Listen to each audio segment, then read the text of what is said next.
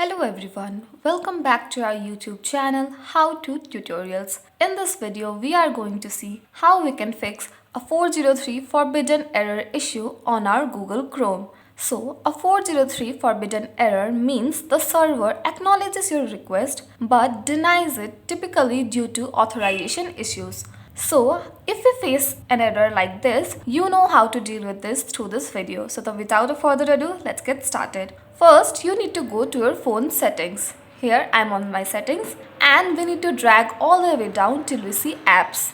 Now, as you are on our apps, click on manage apps.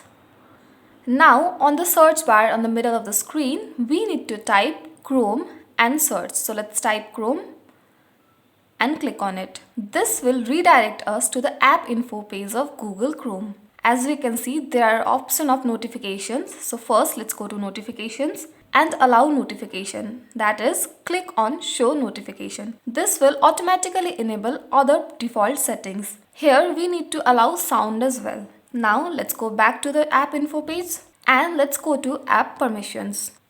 Here we need to primarily allow camera, location, microphone and storage. We can also allow contacts, but that is completely optional to you. Now let's go back again to the app info page and at the bottom line we can see force stop, uninstall updates and clear data. Here we need to click on clear data.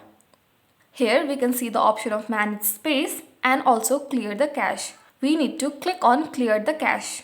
This will delete all the cache data. So let's click on OK. And that's it. Our cache data is already deleted. Now we will go back to Google Chrome. So let's go to Google, click on New tab and we'll refresh to see that the error has already gone. And this is how you can fix a 403 forbidden error issue on your Google Chrome on your mobile phone. So that's it for today's video. Thank you so much for watching.